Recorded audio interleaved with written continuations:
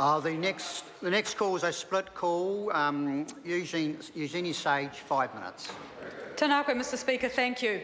Well, National's economic strategy is looking increasingly tattered, and this year's budget will be against a very different backdrop from recent years. National can no longer crow about a brighter future for New Zealand because even in its rural heartland, things are looking increasingly grim. And it's all because the National Government and Bill English have bet the farm on dairy expansion, and that apology for an economic strategy and the problems of that are becoming increasingly clear. We've had a goal by the government to double primary sector exports by 2025, and it certainly encouraged the dairy industry to be the major player there.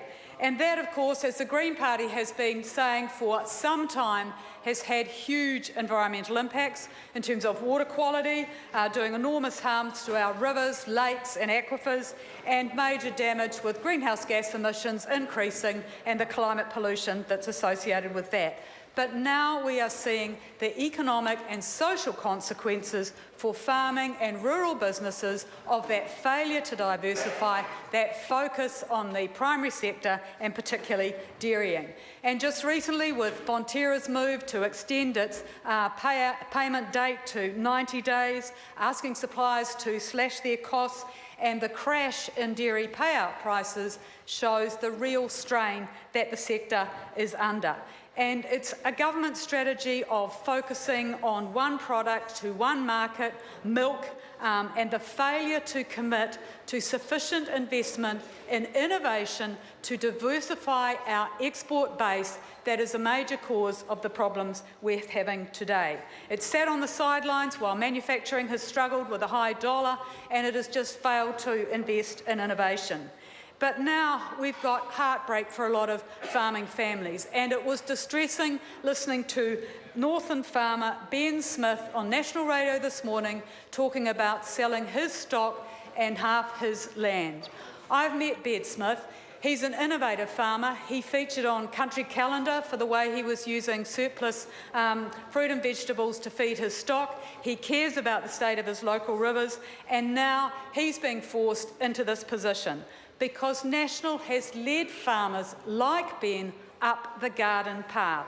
It's pushed dairying as the route to economic success, both for individual farm businesses and for New Zealand Inc. And it's focused on production, increasing production, rather than adding value, rather than diversifying, and rather than investing in innovation. And it hasn't cared enough about the profitability for individual farmers, nor has it cared enough about the economic and environmental costs of that focus on dairy. So now, when milk is no longer the white gold that National has thought it has been, when the payout prices have crashed and there's no sign of a sharp pickup anytime soon because of the glut in milk, because of the reduced demand from China and Russia, we would expect the government to have a plan.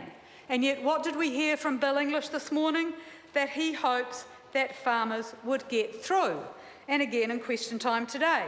He recognises that there will be a number of farming families that are distressed, but he just hopes that they will adapt and get through. There's been a total failure by the government to recognise that we are not like the rest of the OECD. New Zealand invests roughly half of what other countries in the OECD do in research and development, and significantly less than other small advanced economies. So instead of investing more in innovation, we've had the government tag $400 million for subsidised handouts to irrigation and $120 million going to the Crown Irrigation Investment Fund. And those sort of subsidies, the government's handouts to Ruataniwha and HBRIC, to Central Plains Water, means that farmers are encouraged to convert from dryland farming to dairy, to expand dairying onto lands which are inappropriate because they're drought prone, and to think that dairy farming can happen anywhere. Those sort of handouts have encouraged farmers to intensify, to move to much more expensive, high capital cost models where we are importing feed and high costs for our production. That means there's no buffer, no resilience when dairy payouts fall. So it's a spendthrift model that the government is applying across the country. Thank you, Mr. Speaker.